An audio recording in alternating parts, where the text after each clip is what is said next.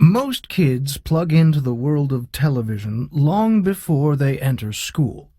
According to the Kaiser Family Foundation, KFF, 2/3 of infants and toddlers watch a screen an average of 2 hours a day.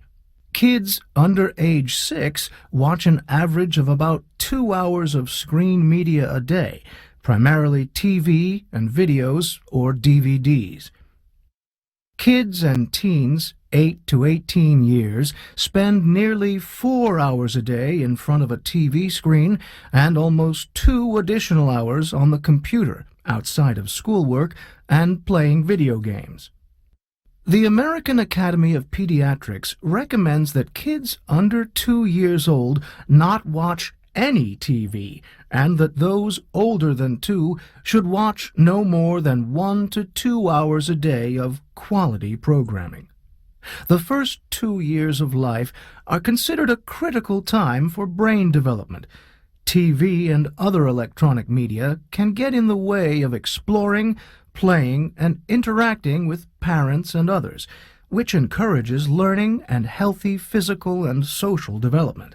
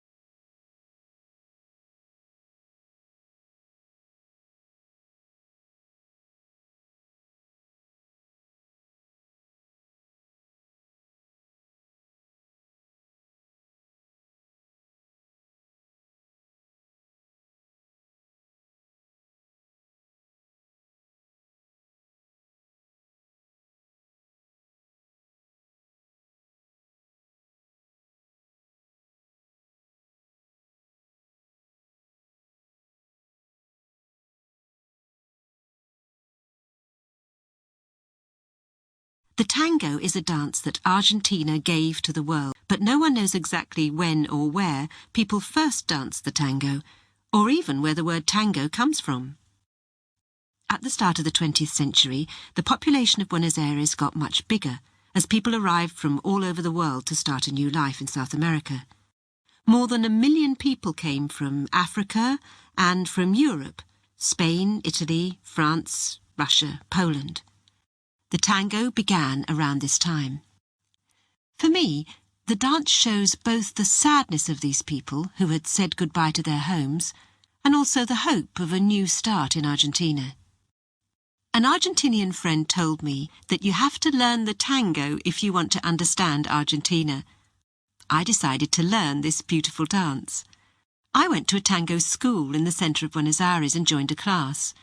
I was very surprised to find that my teacher was not Argentinian, but Scottish.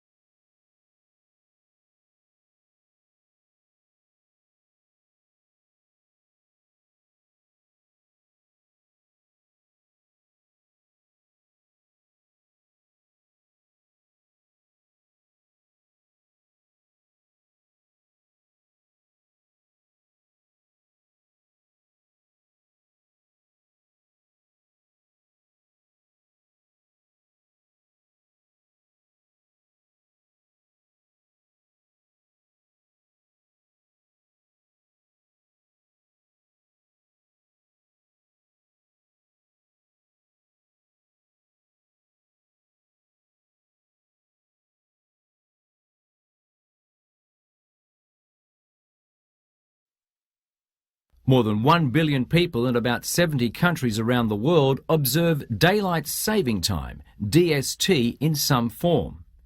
Here are interesting facts about some of these countries. Most of Canada uses Daylight Saving Time. Some exceptions include the majority of Saskatchewan and parts of northeastern British Columbia.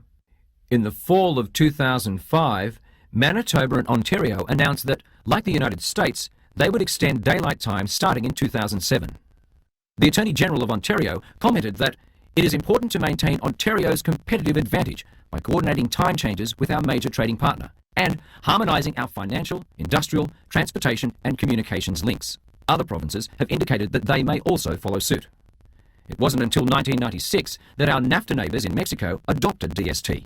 Now all 3 Mexican time zones are on the same schedule as the United States.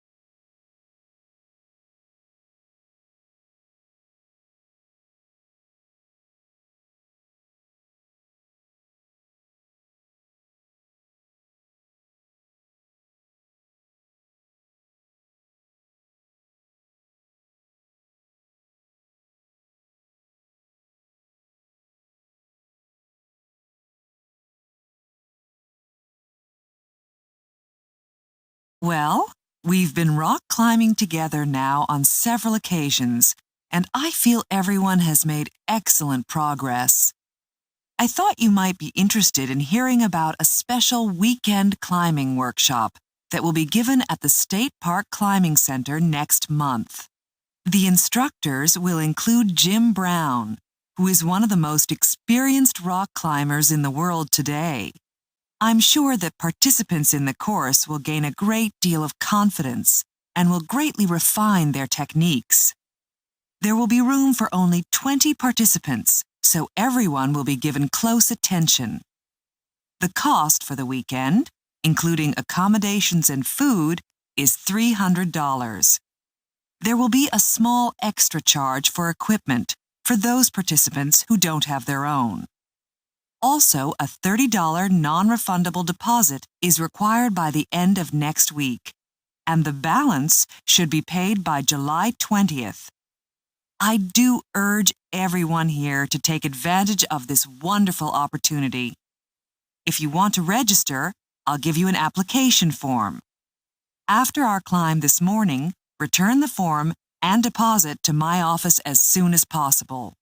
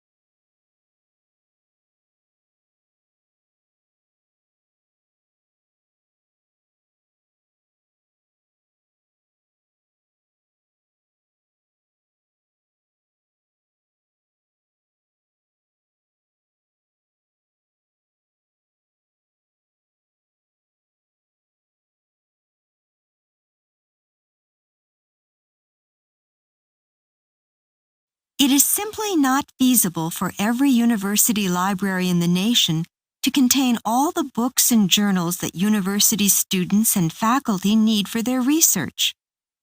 To meet the needs of their users, libraries have made many innovations.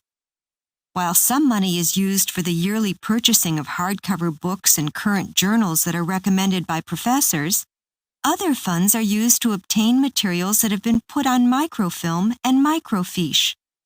These techniques have proved extremely useful for adding informative materials to a library's collection at a low cost and without taking up much space. Most libraries now have computers that connect with other libraries. Professors and students can ask their librarian to use a computer search to find a library that has the material they need. The material is then ordered and checked out through this interlibrary loan system, which costs the user only a nominal shipping fee.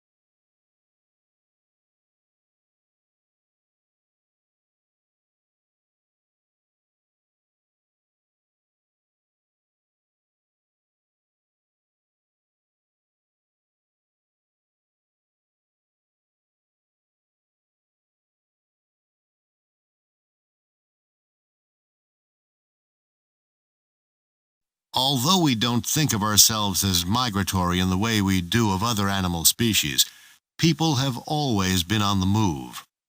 A few 100,000 years ago, humans migrated from the savannas of Africa and spread rapidly into present-day Europe and Asia.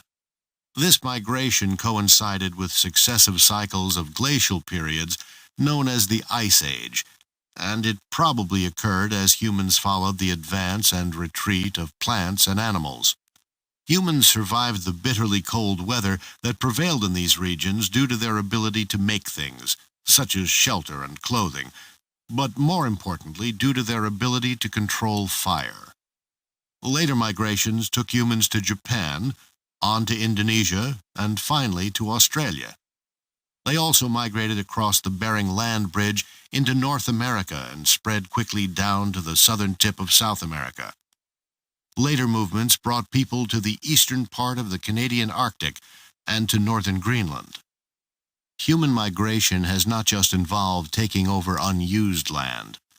People have also invaded land occupied by other peoples through killing, displacing, or genetically mixing with the land's existing inhabitants. Looking at today's world, it is clear that we continue to do this. To sum up, migration seems to be a fundamental human instinct.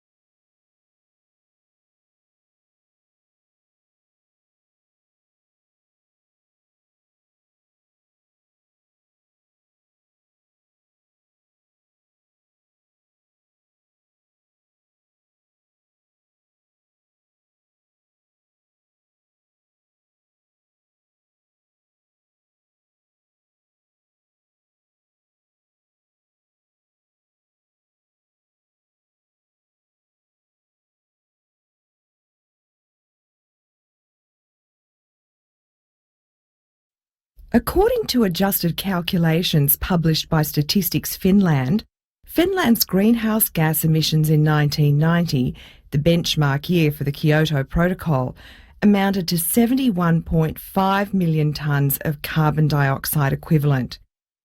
This revised baseline figure is about 1 million tonnes higher than the previously calculated total of 70.5 million tonnes. This adjustment is due to improved calculation methods and does not affect Finland's commitment under the EU's internal allocation of emission reduction obligations to get emissions back down to 1990 levels by the period 2008 to 2012. Finland's latest emission figures form part of an inventory report submitted to the European Commission in mid-January. The report has been compiled by Statistics Finland, the organisation responsible for the National Greenhouse Gas Inventory System, and also features emission trends over the whole period 1990 to 2004. The report was additionally discussed by Finland's EU Affairs Ministerial Committee.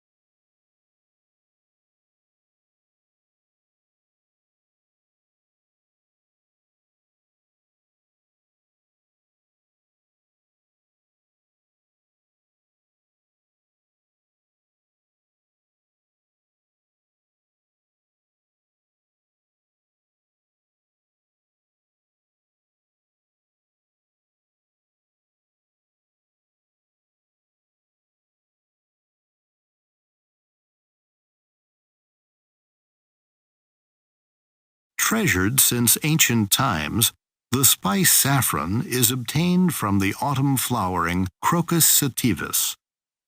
The dried flower stamens, the 3 slender threads in the center of each flower, are the source of saffron. In New York, this king of spices can fetch up to $60 a gram, making it one of the world's most prized and expensive foodstuffs. The finest variety is grown in La Mancha, in the central plateau of Spain. The cultivation of saffron in Spain goes back to the Moorish invasion of the 8th century, when the crocuses were first introduced from the Middle East. Spain is by far the biggest producer of saffron. It contributes 70% of the world's output, with India and Iran the only other producers of note. Not only is Spain the largest producer of saffron, but it is also the largest consumer. Up to 1/3 of Spanish saffron is bought domestically, while the remainder is exported. The biggest importer is Saudi Arabia. Other countries that import a large amount of saffron are Bahrain, the United States, Italy, and France.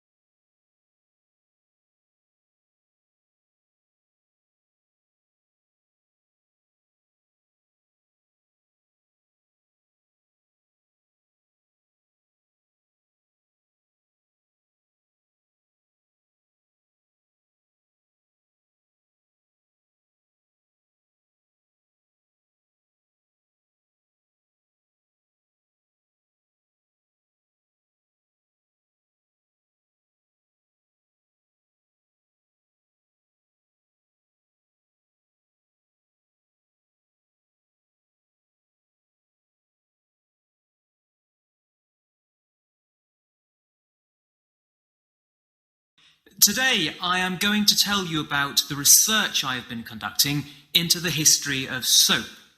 While you may be able to find some information on the origins of soap, it is not a substance which has excited a great deal of study so far.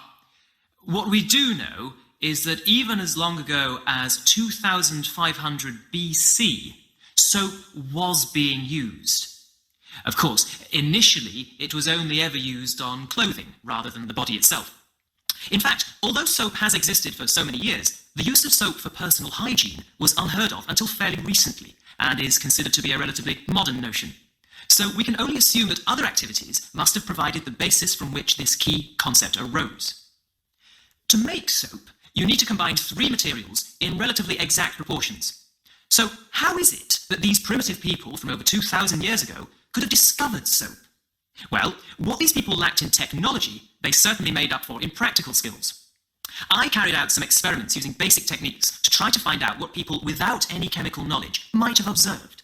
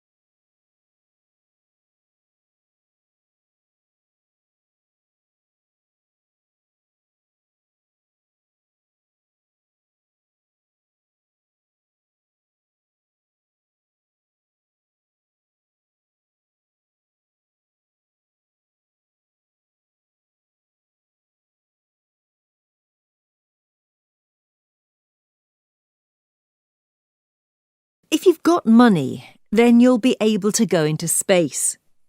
And that's what the whole space tourism industry is about. Space tourism companies will be taking people up into sub-orbit, where they'll get to experience a few minutes outside the atmosphere. But I think, as well as hope, that as paying customers come for space tourism activities, it's going to make it more and more available. There's going to be competing companies and eventually the costs are going to come down. So, this is how this whole thing is supposed to work. The goal is to eventually get things down to the price that normal human beings can afford. And the technologies that are developed for space tourism, the rockets, eventually someone's going to use them for other purposes.